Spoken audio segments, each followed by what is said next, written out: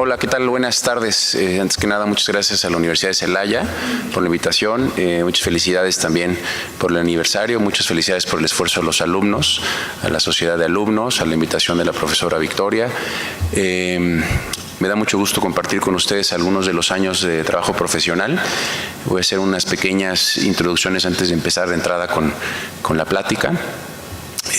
La plática, en términos generales, va a abrir la reflexión sobre nuestro entendimiento del quehacer de la arquitectura para compartirlo con los muchachos principalmente, para entender que la práctica es un campo de acción muy amplio y que nosotros en ese sentido no tenemos ningún complejo en tratar de delimitarlo estrictamente, sino al contrario, para nosotros siempre es un aliciente encontrar nuevos retos y nuevas oportunidades dentro de nuestro quehacer. Sí es una mezcla, resultado de diferentes plataformas que hace poco más de 20 años yo me gradué de la carrera y empezamos nuestra oficina, pero simultáneamente empezamos con la docencia desde el 98. Y recientemente también tuvimos la posibilidad de participar en el gobierno. Una disculpa porque la semblanza no está muy actualizada. Yo dejé de ser funcionario público hace ya unas semanas. Y hay algunas cosas que están un poquito desactualizadas, pero al final estas diferentes oportunidades de generar una práctica ayudan a resolver y a proyectar estas visiones que compartimos el día de hoy. Seguramente me va a faltar algo, pero la primera parte de la plática es simplemente establecer como una plataforma a partir del cual entendemos las cosas y después vamos a abordar algunos proyectos. Esta plática que se titula Impermanencia, que en realidad es permanencia-impermanencia, habla de una convocatoria de la Liga de Nueva York a la cual tuvimos la oportunidad de ser seleccionados a través de responder esta pregunta y responder qué significa para nosotros desde la arquitectura la permanencia o la impermanencia de la arquitectura. Entonces, a partir de eso será el guión y presentaremos 6 proyectos. El primero será mucho más grande, más complejo y poco a poco serán un poco más simples. Y todo parte de esta imagen y entender qué es lo que comúnmente entendemos nosotros por la arquitectura. Y cuando preguntamos esto, pues recordamos que siempre fuimos formados, o por lo menos yo hace 20 años, dentro de una visión bastante tradicional que se ocupaba más de temas disciplinares del ejercicio de la arquitectura como temas de proporción, de construcción, de funcionalidad, y al final del siglo pasado no fue nuevo, o sea, es decir, se llevó una gran fuerza la idea no del espacio, sino del programa, ¿no? Y los holandeses en su momento pues fueron estos grandes portadores de la idea de la programación para tener más éxito dentro de la arquitectura. Pero en ese sentido, y nosotros resolvemos esto, no es el programa y no es el espacio, sino son las relaciones que suceden ahí, son en específico las experiencias. Nos interesa mucho la experiencia. Hay experiencias, por ejemplo, como ir a viajar a estos edificios emblemáticos de Le Corbusier, en este caso es la Tourette, lugares que son en realidad muy potentes, con una gran poética espacial, pero esa poética espacial no es lo mismo si no hay una vida y no hay una experiencia vivida. En este caso es un viaje familiar y las fotos que ustedes pueden ver son las fotos de la familia, pues deambulando en silencio porque no se podía hacer ruido en estos espacios y son esas experiencias justamente las que más allá del espacio simple lo que vamos a guardar y vamos a hacer perdurar. Y para describir un poco más esta relación, pues entendemos que esta parte tradicional de la arquitectura, la más disciplinar, aboga temas sobre como tipo la forma, la construcción, el material, las proporciones, mientras que la otra, que nos resulta muy importante y desde ese entonces, o sea, desde 1997 que organizamos un congreso, hablamos sobre un contexto expandido, según lo narraba Saer Apolo, en donde hablamos de un contexto ecológico, un contexto económico, un contexto histórico, un contexto social, como otras capas complementarias de pensamiento y de reflexión en cada uno de los ejercicios arquitectónicos que realizamos. Es decir, no somos solamente profesionistas encargados de hacer que las cosas sean edificables. Por supuesto que tenemos que hacerlo, pero al hacer esto nos generamos una pregunta: ¿qué es lo que hace la arquitectura? ¿Qué respuestas? ¿A quién responde la arquitectura? Para nosotros hay 3 niveles básicos.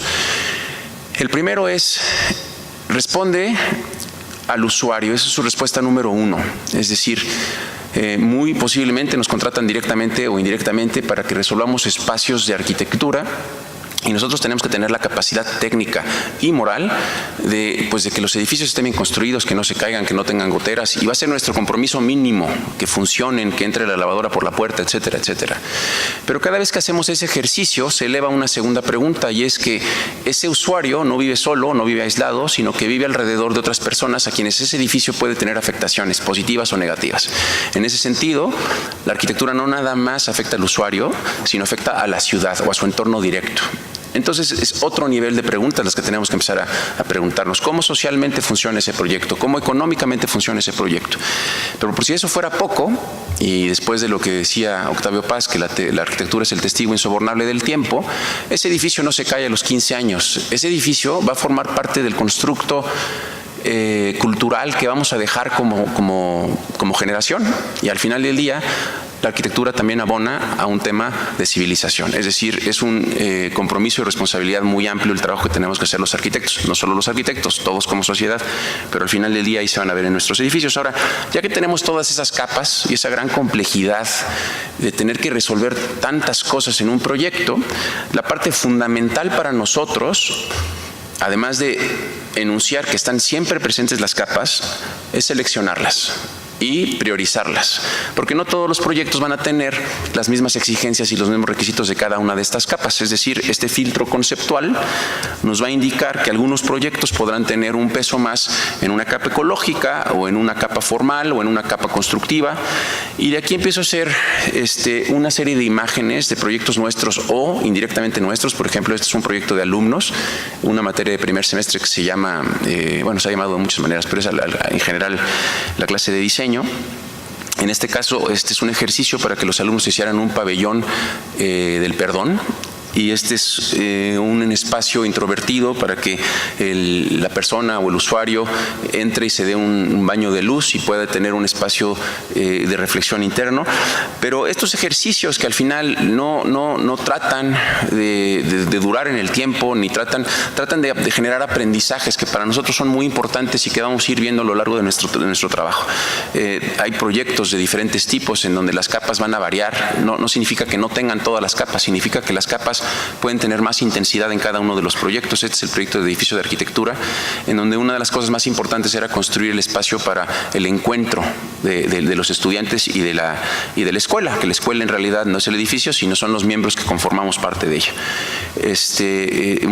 Un proyecto muy fallido, tan fallido fue porque no llegamos a entregarlo, que es una propuesta para el pabellón de México en la Feria Internacional de Shanghái, en donde lo que nosotros hacíamos una reflexión era más de que lo que México aporta en términos urbanos, más allá de muchas condiciones, es la vida pública, y la vida pública se puede generar y encontrar en muchas de las plazas del país, y se genera a través de actividades organizadas, orgánicas. Pero bueno, este es un breve resumen, que nada más quiero tratar de mencionar la gran diversidad de temas y la gran diversidad de escalas y la gran diversidad de intereses que puede haber en la oficina, mientras que en otros casos a lo mejor la limitante es simplemente cómo poder hacer un espacio que tenga ciertas características ambientales o espaciales a través de fundidos, ¿no? De hecho, los fundidos los hicimos aquí en Celaya y en Comonfort. Pero una vez más, regresando a temas de investigación a través de las clases, en cómo construir con unos elementos muy simples o con los elementos que tengamos, que después nos va a ser muy útil para el tipo de proyectos que vamos a hacer. En este caso, este es un ejercicio que se llama sistemas espaciales, en donde los alumnos tienen que generar a través de una pieza y una unión una posibilidad de un crecimiento en todas las direcciones. Y nos llevan a ejercicios de este tipo, que lo vamos a ver un poco más a detalle, que es el taller activo, y cómo podemos hacer aportaciones a nuestras comunidades con recursos mínimos. En fin, hay una serie de temas y de proyectos que difícilmente voy a poder transmitir en esta hora, pero sí queremos por lo menos generar la idea de que tenemos mucho en qué trabajar y tenemos muchas ideas que no tendríamos por qué negarnos ni sesgarnos, y que tenemos simplemente que ser consecuentes y rigurosos en nuestro quehacer. Un centro cultural en San Pablo, ejercicios de composición también en la clase de diseño, y ahora sí, ya voy a empezar con el tema de la impermanencia. Bien. Les prometo que seré breve, ahora que el tiempo es elástico, me temo que tendrán que escucharme por unos larguísimos 180 segundos. Fue el discurso que dio Octavio Paz al recibir el premio Nobel. Veremos estos proyectos que van de la escala mayor, a su izquierda, a la escala menor, que es prácticamente una escala íntima. Entonces, lo que pueden ver graficado es el tamaño en la primera hilera, y el segundo es lo que podría ser la permanencia en el tiempo. La permanencia en el tiempo, cuánto durarían, es decir, los primeros proyectos no tendrán una durabilidad tan grande como los en medio, que son unas casas habitación.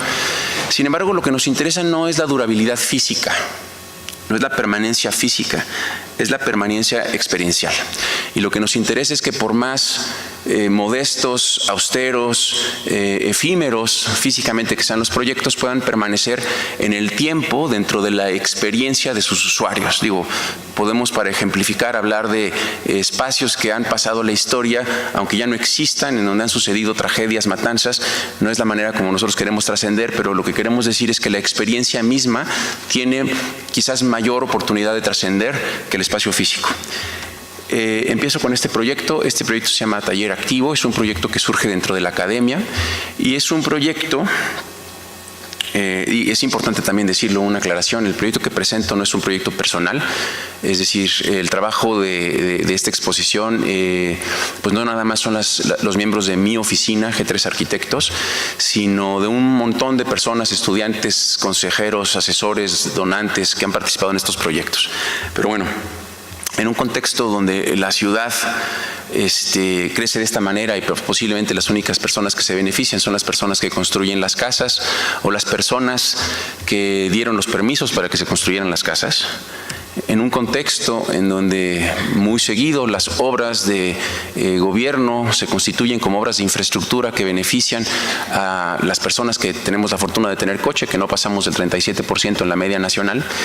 En un contexto en donde pues no hemos sido capaces de resolver pues las necesidades de vivienda para las clases en realidad más necesitadas, en un contexto, para bien o para mal, en donde cualquiera puede construir, en un contexto en donde la tecnología ha ido sobrecolonizando el proceso formativo, pero principalmente en un contexto en donde la ciudad no ha tenido la capacidad de ser equitativa. Y la ciudad es el reflejo de nosotros, pero estas personas que viven de un lado de la barda no solamente tienen menos recursos que los del otro lado, sino que tienen la percepción, y esta es una parte fundamental de lo que les quiero decir, de que la ciudad es injusta. La pobreza en el campo es muy distinta que la pobreza en la ciudad. El hecho de tener lado a lado estas grandes contrastes y grandes diferencias genera pues que las personas que no encuentran oportunidades por la vía buena, pues la encuentren por la vía mala. No tengo que contarles muchas de las historias que suceden en nuestro alrededor y lo que ha pasado en los últimos 10, 15 años en nuestro país. Pero lo cierto es que esto parte de una reflexión que para mi gusto es fundamental, y se las voy a tratar de reducir de una manera muy sencilla. Nosotros decidimos vivir en ciudades después de habernos dado cuenta de que era la forma como teníamos la mejor posibilidad de vivir. Es decir, en la historia de la humanidad hay muy pocos ermitaños que se puedan valer por sí mismos. Sí, tenemos una parte de nuestro ser, una parte natural que aboga siempre por nosotros mismos, un perfil egocéntrico, pero también somos claros en que nos hemos descubierto codependientes. Si no, no hubieran madurado y florecido las ciudades como han florecido. Lo que sucedió en los últimos años, décadas, ha sido que a través de nuestra capacidad racional, después de la revolución industrial y todo lo que sucedió con el positivismo, descubrimos que teníamos una gran capacidad de resolver cosas a partir de nuestra razón, de nuestra inteligencia, y que se transformó hoy en la tecnología, que ha ido progresivamente distanciándonos y haciéndonos olvidar la codependencia que tenemos unos con otros. En ese sentido, creemos que la ciudad debe de recuperar su sentido original y la ciudad debe estar planteada no por intereses de grupo o personales, sino no debe estar basado en un modelo neoliberal, pero debe estar basado en un modelo basado en el bien común y en el entendimiento común. Y es un poco lo que proponemos a partir de... No se ve nada. ¿Cómo debe de ser este nuevo modelo? Bueno, ya se lo fui anticipando. Entonces hicimos un primer concurso. Este primer concurso ganamos 60,000 pesos después de haber hecho un congreso con los alumnos y construimos este espacio. Este espacio fue ganado por un grupo de alumnos y entre todos lo construimos. Y esto fue lo que sucedió. Meses después regresamos y el espacio estaba así. Y la razón y el aprendizaje fue muy rápido. Estaba así porque nunca le preguntamos a la gente qué es lo que quería. Nos sirvió mucho, fue de los momentos de mayor aprendizaje. Y esto, después de esta experiencia, decidimos hacerlo una clase y fue donde nace el taller activo. En el taller activo decidimos, junto con los aprendizajes también de la maestría que había dentro de nuestra escuela, trabajar ya con las comunidades. Y encontramos esta comunidad que es Mujeres Independientes, una colonia donde las madres solteras fueron reubicadas por el gobierno y les dieron un espacio común donde construyeron una cancha de básquetbol en donde nadie jugaba, pero todos pagaron 400 pesos. A diferencia, ellas construyeron estos dos espacios. De su lado izquierdo, el salón de usos múltiples, del lado derecho la capilla. El padre dejó de ir a dar misa porque era un lugar que era muy poco digno. Entonces, cuando le preguntamos a la comunidad qué es lo que querían que hiciéramos con los pocos pesos que podíamos abonar, ellos nos dijeron que un salón de usos múltiples porque les permitía tener acceso a programas como despensas. Entonces hicimos esto. Pues tratando de usar los recursos, tratando de hacer un gesto arquitectónico solidario. Bueno, pues hicimos un movimiento que pretendiera cumplir las dos funciones, hacer un salón de usos múltiples y un pequeño altar que funcionara como capilla. Y nos sentíamos muy bien, muy contentos, estábamos haciendo nuestro trabajo. Pero regresamos un año después y ese año fue el día, más bien ese día fue el Día del Padre en la colonia de Mujeres Independientes y este era el espacio. La comunidad había con sus propios recursos, tiempo, dinero, duplicado el tamaño del proyecto, terminado la capilla, poniendo un firme de concreto del doble del tamaño que teníamos. Y había regresado el padre, había globos, estaban los papás, había juegos mecánicos que no salen en esta fotografía, incluso había un órgano que alguien había traído, digamos, desde su casa para festejar a los papás. Y fue muy claro lo que aprendimos, ¿no? Es decir, no es necesariamente el recurso, es cómo se ejerce ese recurso y cómo a partir de esos recursos podemos, como ciudadanos, como copartícipes de la ciudad, abonar a la construcción de nuestras ciudades. Tuvimos muchas más experiencias, fallidas o no fallidas. Este es el caso del Granjenal, en donde hicimos más o menos lo mismo, pero fallaban las cosas, ¿no? Distinguíamos que teníamos que encontrar más claves. En este caso, la masa crítica de los participantes dentro de la colonia no era suficiente. Llegamos a esta colonia de Menchaca con altos índices delictivos y a pesar de lo inhóspito que era esta cancha de fútbol llena de piedra y polvo, la gente tenía la disposición de ir y hacerse un pequeño refugio temporal para ver los partidos de fútbol. Entonces tampoco se necesitan hacer grandes obras, es decir, con mucha dignidad, con modestia, pero en realidad con empatía y con ganas de ayudar. La gente es receptiva a eso y se hicieron estos proyectos que en una de las colonias más vandalizadas en la ciudad de Querétaro, pues esta estructura ha durado por mucho tiempo, con las mismas piedras del lugar, un donativo de metal y unas tarimas de madera. Y cada vez el taller quería ser más ambicioso, entonces no solamente esto quería que fuera una tribuna para los partidos de fútbol, sino queríamos también que fuera espacios para las dinámicas de los grupos minoritarios, como los adultos de la tercera edad y otros, pero no funcionaron. Y no funcionaron porque el espacio no es suficiente. El espacio solamente es espacio. En el programa hay grandes oportunidades de transformación y se necesitan gestores de campo, gente que organice, gente que facilite oportunidades a las personas. En consecuencia, en nuestro siguiente proyecto, que estaba al lado del río, lo que nos propusimos como grupo y lo que se les pidió a los alumnos no era solamente un proyecto espacial, sino que tenía que ser un proyecto espacial y un proyecto no espacial, entiéndase, un proyecto educativo, cultural, de desarrollo económico. Siempre, en todos los casos, la comunidad es la que selecciona el proyecto. Y el proyecto que se seleccionó en esta ocasión es un proyecto para bombear agua con una bicibomba desde el río a 80 metros, hacer un humedal para limpiar el agua, porque el agua está contaminada, y luego generar un estanque que después nos permitiera tener un campo de riego para sembrar mermeladas. Bueno, nunca pudimos hacer las mermeladas. Y construimos el lugar donde se fabricarían las mermeladas, que era también la pequeña cafetería de una escuela en donde estábamos trabajando. En fin, generamos muchos aprendizajes en esta primera parte del taller activo, lo cual nos dio para abrir una exploración mucho más ambiciosa en mi perspectiva más interesante, que fue lo que mandamos a la Bienal de Venecia, y estas son las láminas que ahorita les voy a explicar un poco más detalladamente.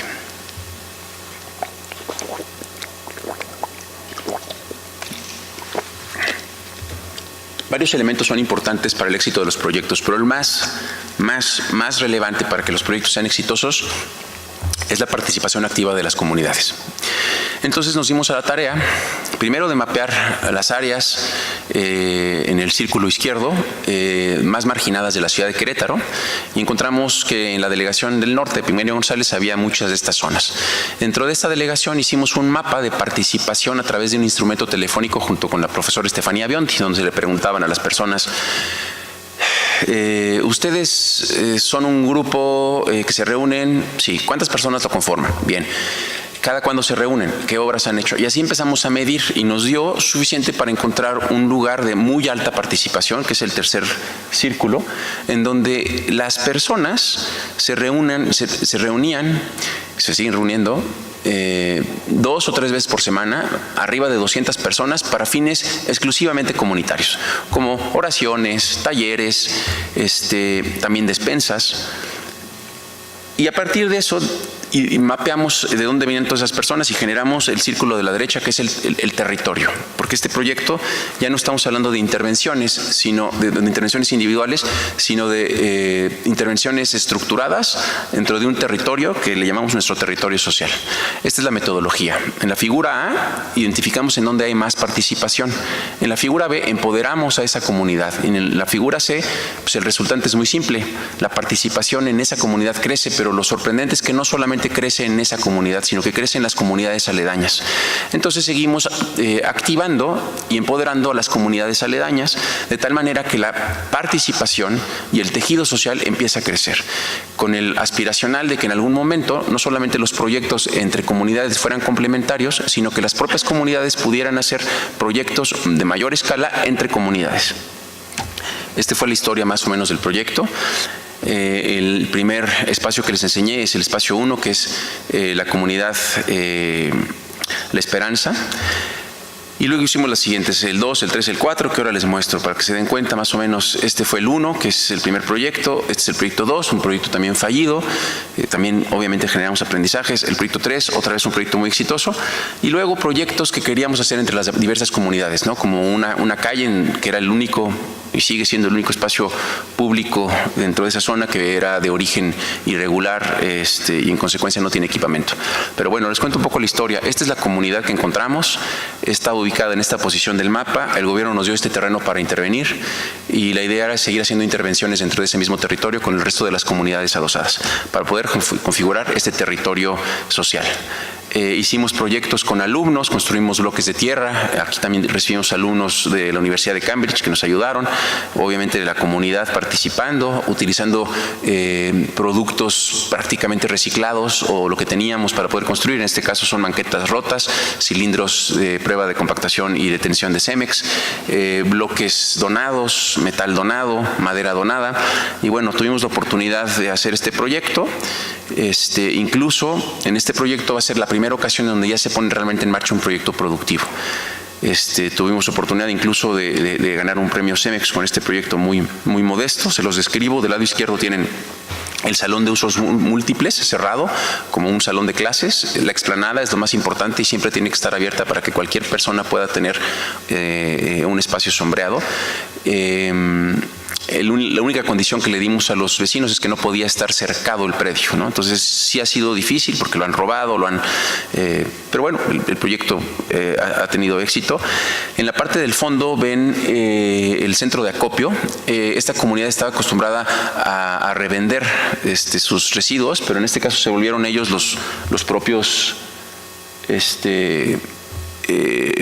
hicieron el negocio de ello y generan otros negocios. De hecho, había 3 negocios incubados originalmente. Había una fábrica de mermeladas, que tampoco la logramos hacer andar. Había el espacio de reciclaje y una cocina económica que funcionaba para dar desayunos a los abuelitos, así les dicen ellos. Entonces, este es el proyecto antes de Navidad, cuando todavía no lo habíamos terminado y la gente ya había tomado posesión de él. Este es en Reyes, ya habíamos terminado el muro de acopio y más gente cada vez llegaba. Pero a mí esta es la parte que más me gusta de toda la exposición, de toda esta obra. Cuando regresábamos, y por ejemplo esto ya fue en junio, nos encontrábamos con esto.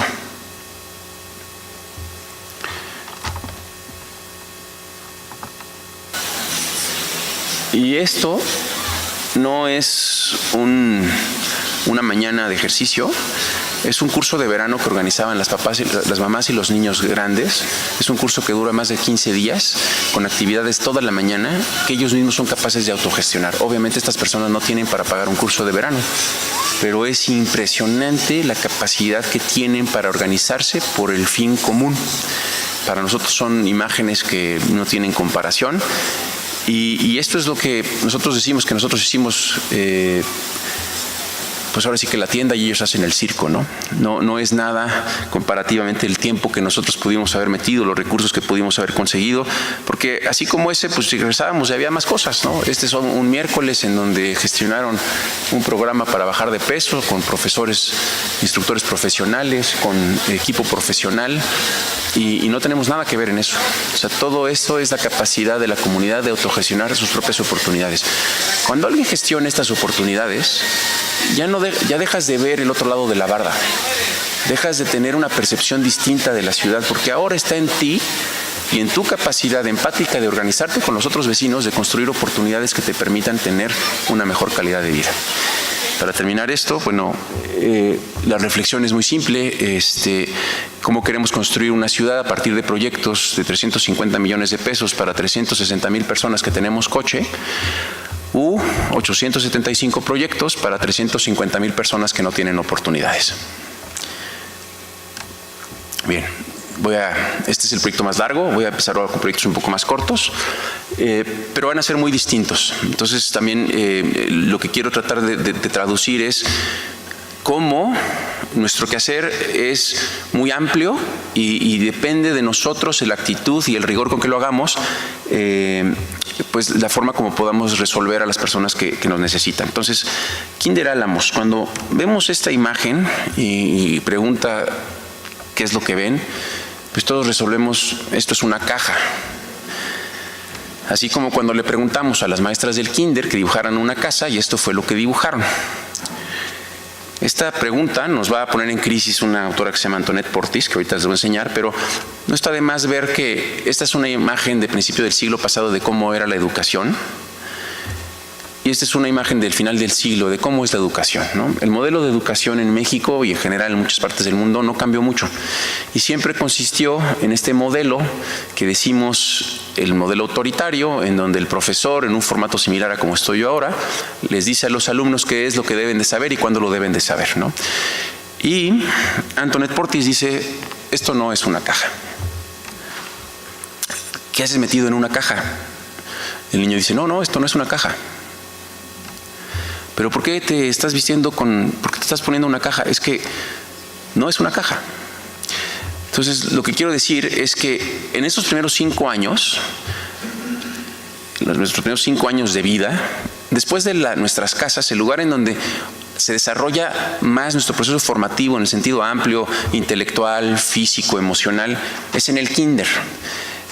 Y en las tendencias de educación contemporáneas, el constructivismo permite, primero, identificar que todos somos distintos y que tenemos diferentes tipos de inteligencia y que cada uno de esos tipos de inteligencia puede tener una diferente metodología de aprendizaje.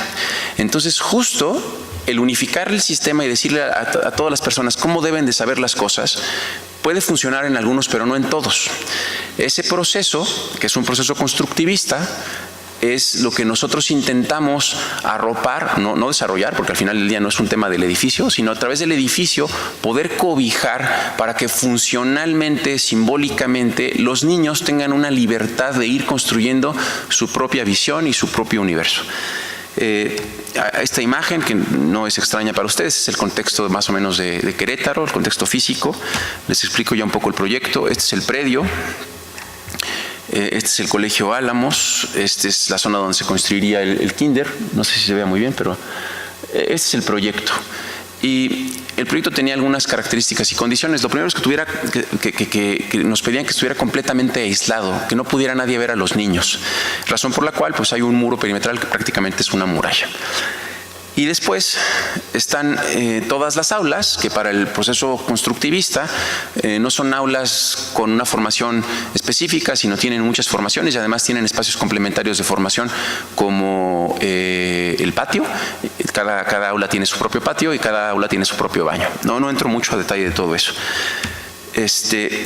Y finalmente tenemos un espacio de servicios, que son las administraciones, y en donde los salones para padres, que están desvinculados de ese espacio de los niños, está en otro nivel, y ese nivel está relacionado, sí, para un fin funcional que siempre nos piden en las escuelas, que tiene que ver con la vigilancia, pero también para poder comunicarse con la ciudad. Esta es la escuela, cuando uno va entrando, porque tiene que rodearlo, entonces aquí empiezan a ver el muro, seguimos viendo el muro hasta que damos la vuelta y encontramos el acceso a la escuela. Cuando entramos a la escuela, este espacio que está construido con la piedra del lugar, con las plantas y la dureza del sitio, se transforma a un espacio abstracto para que pueda ser interpretado por los niños. Es un espacio en donde pues de pronto una pieza puede ser una tortuga, puede ser una montaña, otra parte puede ser una nave, puede ser un alebrije, en donde nos interesa que después de salir de las aulas de clase los niños tengan un mundo abstracto libre para poder ser interpretado. Digo, esto ya es la parte quizás más formal del proyecto, todos los otros componentes funcionales no los estoy describiendo. Y finalmente los espacios en la única planta alta, que como pueden ver son para vigilar, son los que se relacionan con esta otra realidad, ¿no? Una realidad con la que pues, vivimos, ¿no? La ciudad y quizás su dureza. Bien, paso a otro proyecto. Vamos a hablar de casas, dos casas. Son muy similares en su planteamiento, son muy distintas, pero pues para nosotros la reflexión de la vivienda unifamiliar nos lleva a reflexiones que nos interesan mucho, en específico Juhani Palasma, que dice que la casa es el vehículo a partir del cual nos podemos vincular con el mundo. Es este espacio introspectivo en donde podemos irnos construyendo.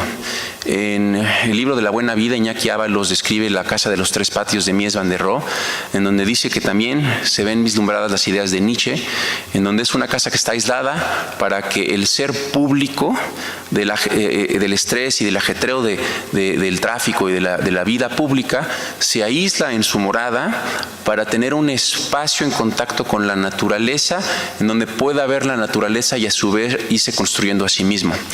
Para nosotros estas referencias son muy importantes porque es como nosotros entendemos la morada. Es un espacio en donde nos desconectamos de todas esas partes que al final del día vamos a vertirnos hacia los demás en la vida pública, justamente como lo vimos en los otros ejercicios, pero es ahí en donde nosotros también podemos entender qué fue lo que hicimos, reconocer nuestros aprendizajes y construirnos dentro de ese recogimiento que nos puede dar la morada. Entonces, la primera casa es esta. Es una casa que en este planteamiento está dentro de un fraccionamiento, pero colinda con una cañada, y es justamente la cañada lo que va a ser el objeto central del diseño de la casa para que la mayor parte de los espacios estén relacionados a ese paisaje natural. Este es el terreno tiene mucha pendiente, también tiene una forma un poco compleja porque es como un trapezoide, es muy angosta al entrar y se abre mucho. Este es el área construible. Esta es la zona pública y lo que alcanzamos a ver en rojo son las áreas que se van a vincular visualmente con la cañada. En ese sentido, todo el tiempo la casa siempre se está referenciando con los aspectos naturales, la lluvia, el calor, las nubes, el viento. Y en la planta alta se liberan las vistas a través de un volado para que las recámaras también puedan ver a la cañada. La casa, en consecuencia, en su acceso es una casa muy cerrada, es como negando prácticamente la relación con el fraccionamiento, y esa relación se intensifica cuando se accesa, porque al ser una casa con un acceso muy angosto, no nos permite vestibular por el frente y vestibulamos por un costado.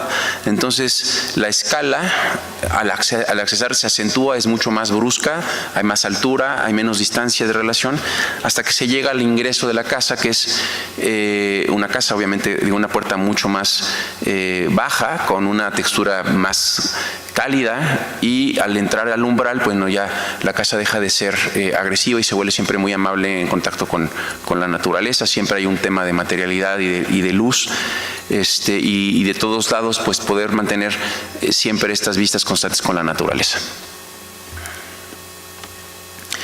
Hay un espacio de transición entre la parte pública, que es la escalera, en donde pues es un tema importante de cómo generamos ese cambio de ritmo y ese cambio de frecuencia, pero una vez más no es el espacio, sino es la manera de ser habitada, y cómo, bueno, suceden múltiples experiencias dentro de estos espacios.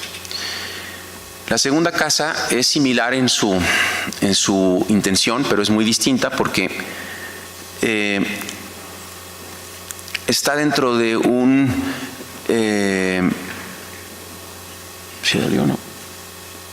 contexto pues prácticamente con muchas casas. No tenemos una colindancia natural, simplemente tenemos vecinos. Este es el terreno, son las restricciones. Y lo que intentamos es hacer una vida introspectiva a partir de generar un monolito que desde afuera sea como muy poco permeable, sea bastante duro, la gente no te pueda sentir invadido, pero cuando estés adentro pues tengas la oportunidad de sentir como que estás lleno de vegetación y de jardines.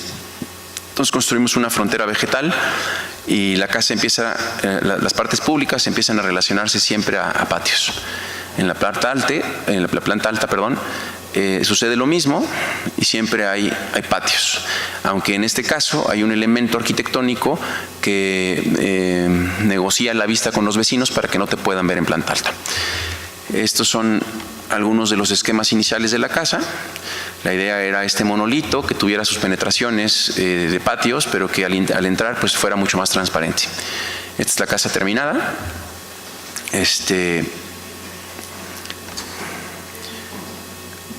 Todavía con muy poca vegetación porque estaba recién construida, y ahora hay mucho más vegetación. Esta es la trave en la parte alta que de alguna manera resguarda las visuales de los vecinos en planta alta.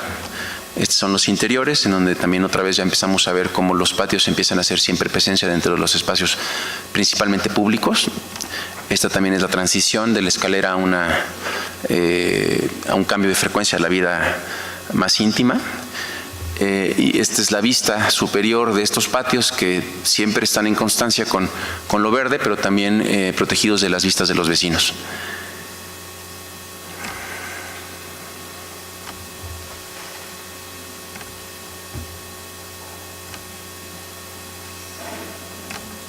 Bien, ya falta poco, faltan 2 proyectos y uno es muy chiquito.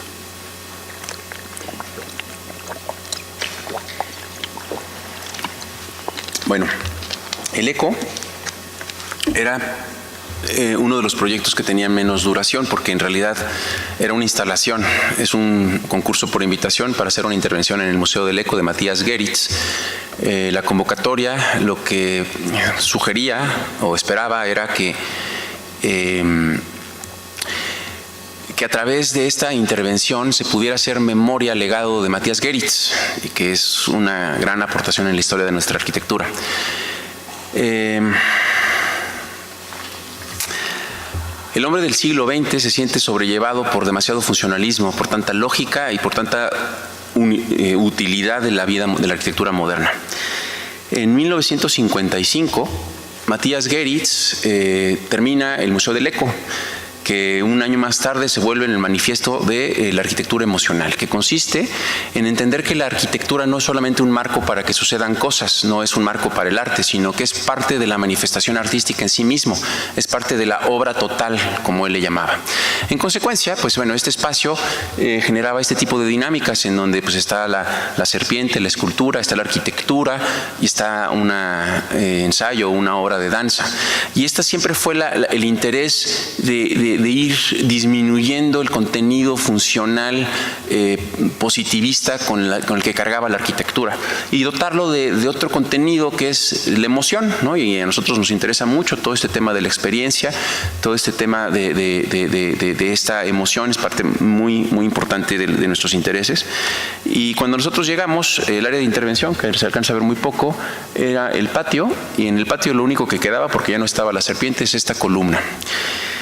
Bien, de 1955 a 75, me parece, Matthias Geritz hace unas investigaciones y proyectos con muchas secuencias de torres, ¿no? Y de hecho, nosotros empezamos a ver las torres porque cuando nosotros hicimos este concurso ya había habido varios premios y varios proyectos que se habían realizado y nadie había trabajado con el tema de las torres y por eso nos pareció relevante hacerlo, ¿no? Y había temas muy interesantes en escultura, en dibujo, no se diga, bueno, obviamente uno de los más conocidos como las torres satélite, pero más allá de eso había cosas que no conocíamos, que nos parecían muy relevantes. Y lo más interesante fue esto, que era el vestíbulo de su oficina, en donde en un espacio de 1,5 alturas tenía metidas 5 columnas que no tenían ninguna otra función que estar ahí, que formar parte del espacio y construir una experiencia espacial.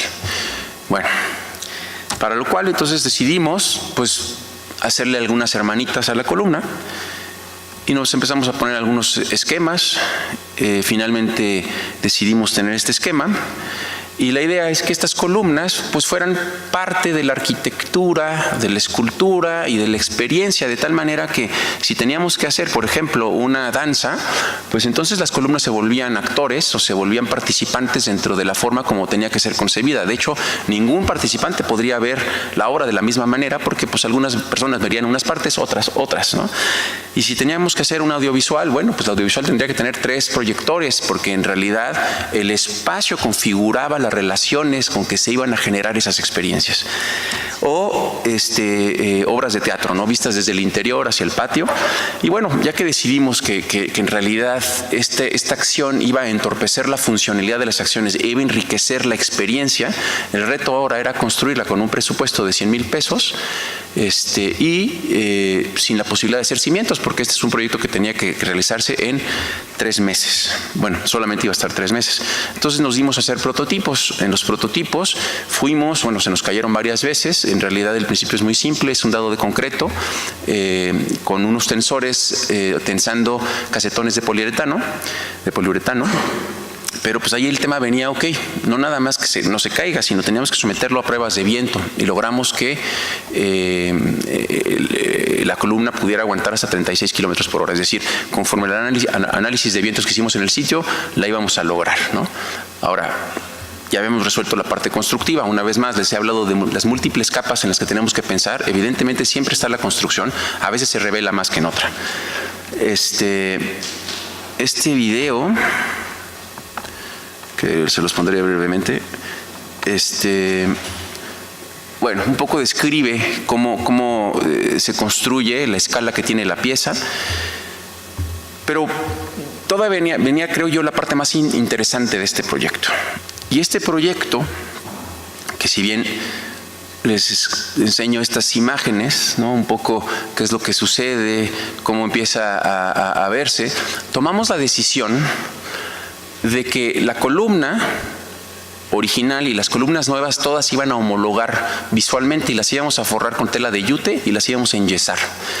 Y las íbamos a enyesar con el objeto de que, si bien algunas personas tenían perfectamente ubicada dónde estaba la torre original, muchas otras sabían que había una torre, pero a lo mejor no sabían cuál era.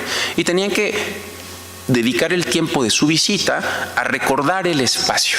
ese proceso de recordar es una de las cuestiones que nos va a interesar más, porque Octavio Paz dice que al recordar, los recuerdos nunca son precisos. El hecho de recordar es un acto creativo.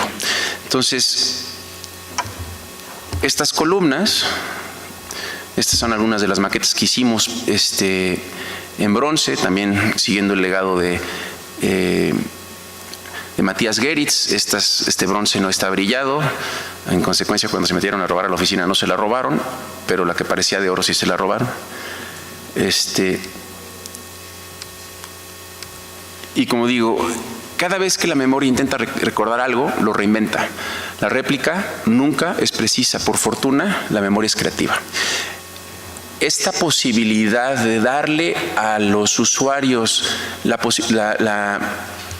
que puedan identificar cuál era la columna original, era un acto que nos permitía poner más energía dentro de ese proceso.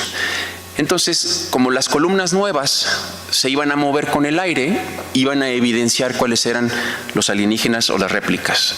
Y la idea es que cuando terminara la exposición, pues se pudiera encontrar el patio del eco de esta manera. Bien, el último proyecto, que en realidad es muy simple, cuando nos pidieron presentar este proyecto en Nueva York, bueno, esta plática en Nueva York, nos pidieron hacer una exposición, y en la exposición se podían hacer fotos o referencias a la obra construida o hacer alguna pieza inédita, y nosotros decidimos hacer una escultura, y era una escultura que se vinculaba con el tema de las casas y con el tema del espacio interior. Hicimos esta escultura que se llama Inside Out, y que tenía que ver cómo podíamos darle más valor a los espacios y a las vivencias interiores que a lo exterior. Diseñamos unas piezas que eran unos espacios interiores vinculados a partir de luz y que se iban a poder experienciar o entender a partir de poder ver a través de los orificios. Entonces lo que ven aquí es la pieza original, que es esta. Cuando nos dimos cuenta que iba a quedar muy chica nuestra pieza en la exposición, entonces montamos una segunda pieza que era prácticamente develar lo que hay adentro, que es esta pieza, para que se pudiera entender el interior de una mejor manera. Y bueno, es una pieza muy sencilla que se relaciona con el tema de la luz en su interior. Y muchas gracias.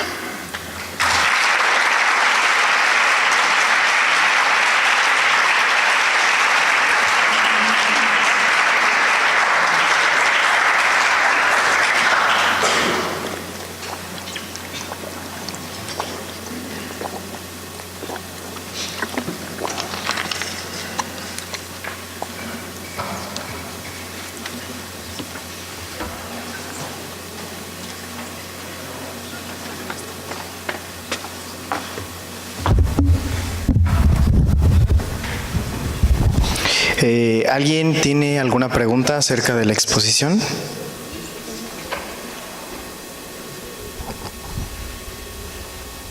¿No? ¿Nadie? Sí. ¿Qué tal? Primero, felicidades a la exposición.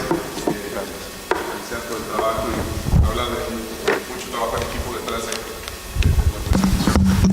Para mí es importante conocer un poco más desde su punto de vista cómo ha involucrado a la juventud, cómo enamorar a la juventud de todas las herramientas que puede proporcionar la arquitectura para el tema de resolución de problemáticas sociales o retos sociales.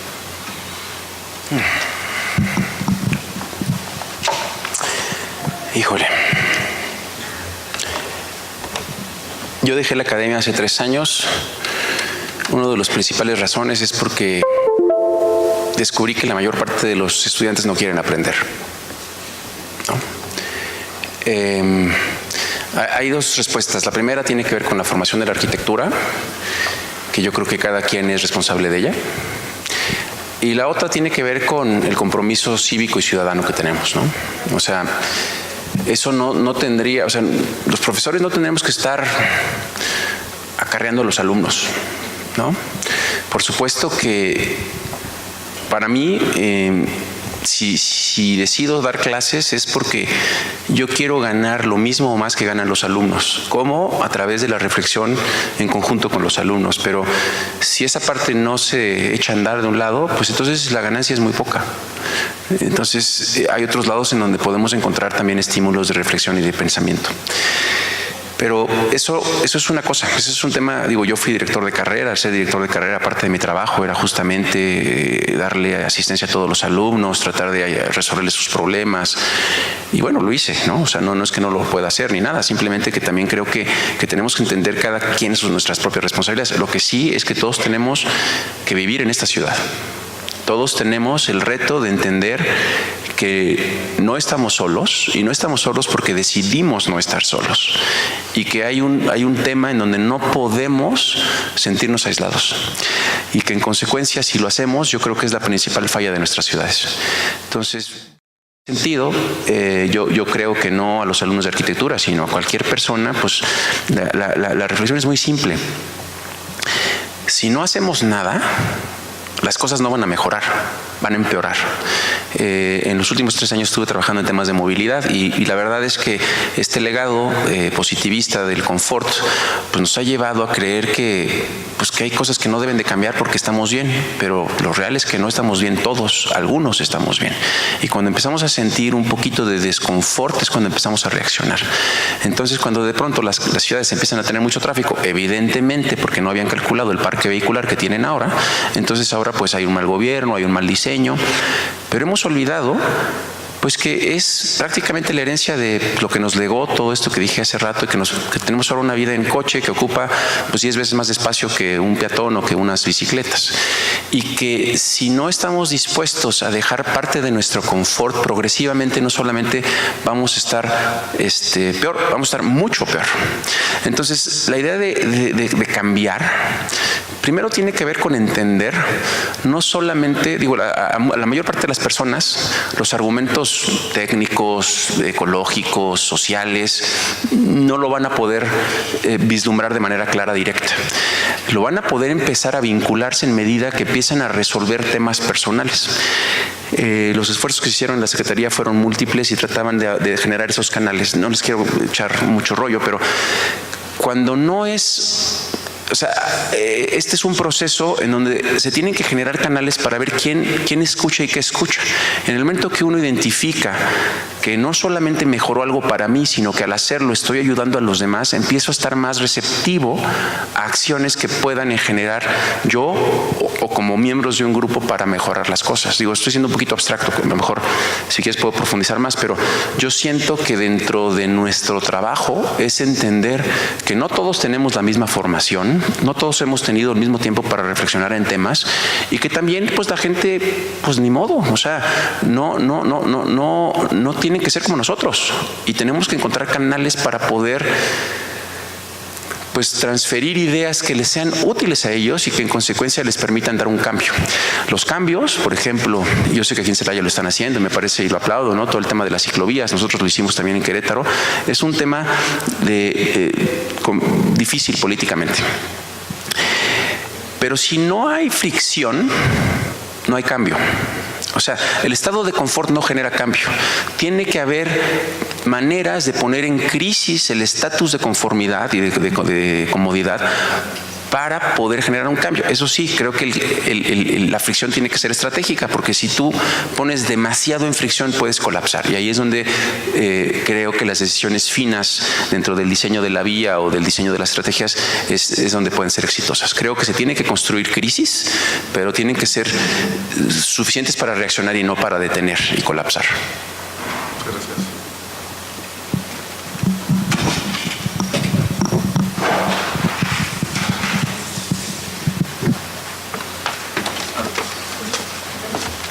¿Alguna otra pregunta? Bueno, si no hay más preguntas, queremos agradecer. ¿Perdón? Perdón, sí, Betty, adelante. Quiero por habernos compartido nuestro primer proyecto. Lo que para mí, en lo personal, es la parte fundamental de la arquitectura, que es la humana. Entonces, lo quiero felicitar porque sí, yo coincido con usted que la arquitectura debe de pensarse no desde el yo, sino desde el nosotros. Y la parte sociológica es fundamental en el desarrollo de la arquitectura, y ojalá quienes están en este auditorio pues lo consideren y lo tengan muy, muy en cuenta, porque al final creo que eso es la arquitectura. Muchas gracias. Muy amable. Muchas gracias.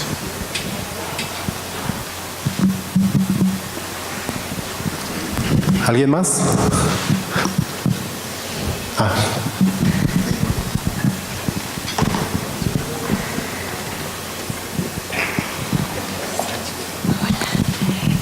Buenas tardes, pues felicidades. Yo ya lo había visto exponer en el Colegio de Arquitectos y ya desde ahí pues ya seguía su trayectoria. Bueno, una pregunta que tengo para los proyectos sociales, que la verdad sí se me ha hecho muy difícil, es cómo le hacen con la seguridad en las comunidades y también para que participen los vecinos y que se pongan de acuerdo.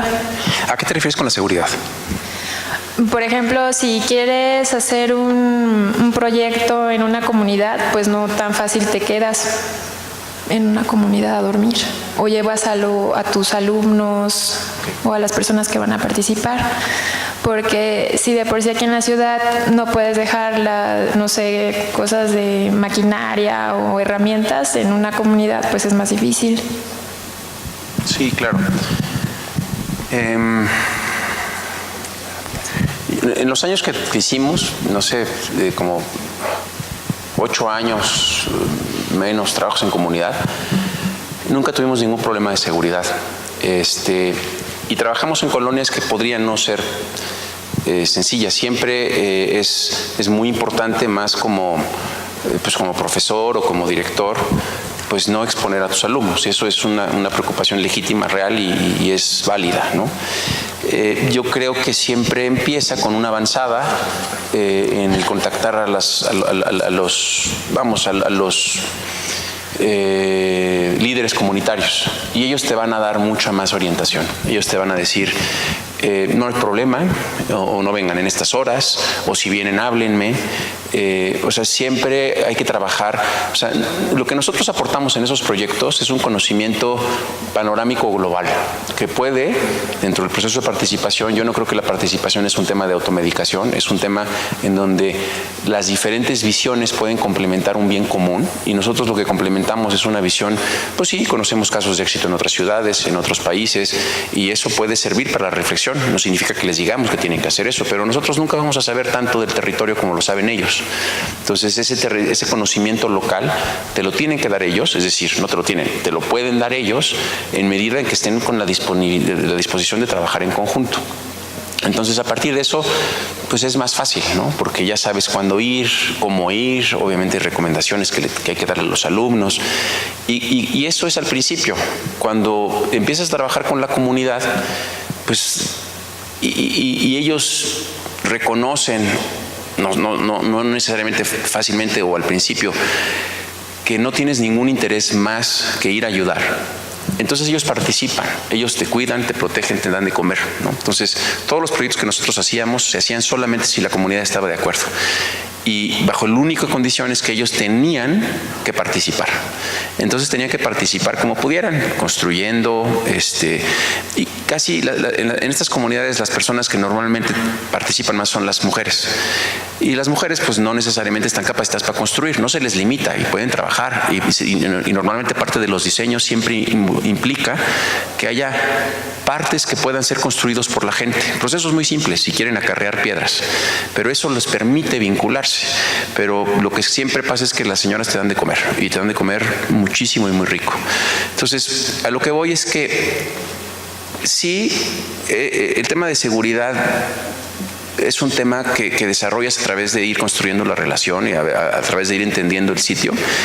Y el tema de la participación es el tema más complejo, porque por más que yo les pueda haber enseñado algunos casos de éxito, bueno, tengo un chorro de casos de fracasos. La mayor parte de los fracasos es porque la gente no participa.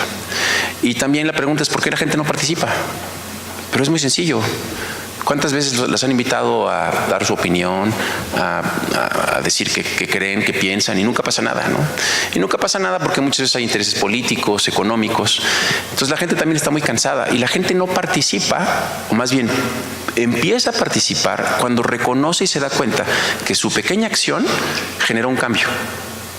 Entonces, por estos proyectos son muy buenos, porque si somos capaces de construir esa reacción de manera visible e inmediata, entonces la gente empieza a tener incentivos de participación. Pero el 95% de las personas en la ciudad no participa, ¿no? Aún cuando tiene mucha necesidad. Y normalmente no solamente no participa, se autoboicotea, ¿no? O sea, somos muy egocéntricos, no pensamos en el bien común. Eso sí, cuando de pronto se vio construido el primer proyecto y vieron que había múltiples cosas, pues las otras comunidades también querían, yo también quiero uno, claro, empiezan a reconocer el valor de participar. Esa es la manera como se puede construir mayor participación, pero la naturaleza de la participación es que no existe, existe muy poca.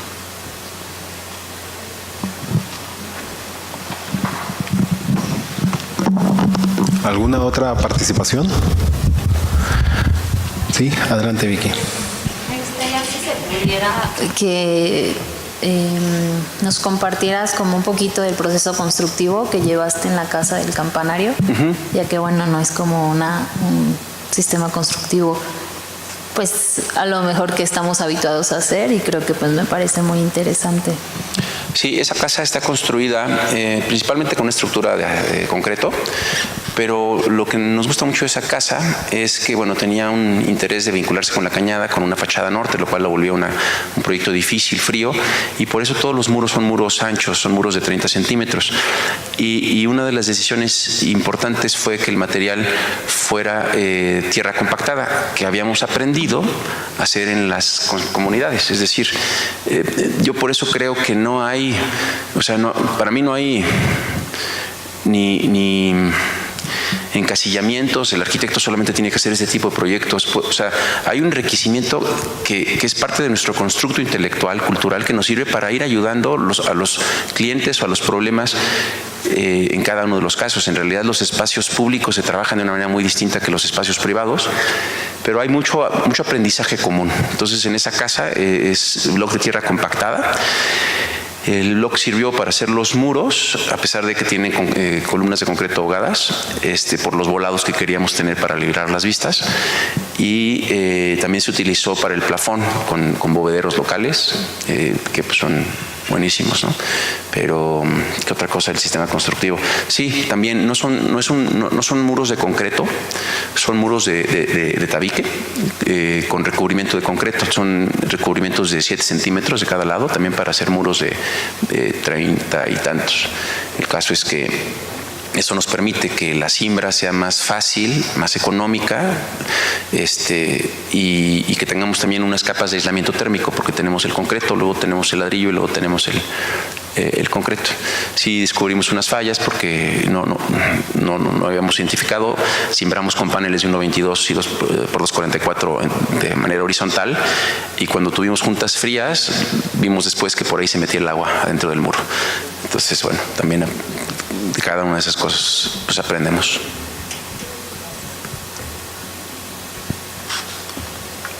¿Alguna otra? Bueno, pues sin duda muy interesante, pero sobre todo creo que es una reflexión que vale mucho la pena que todos hagamos. Agradezco mucho, muchísimas gracias por ponernos esa inquietud, por mostrarnos este trabajo. Y bueno, vamos a entregarle un reconocimiento que dice: la Universidad de Celaya otorga la presente constancia al arquitecto Alfonso Garduño por su conferencia magistral en el marco de los 20 años de la carrera de arquitectura. Celaya, Guanajuato, 2 de noviembre del 2018. Muchísimas gracias, arquitecto.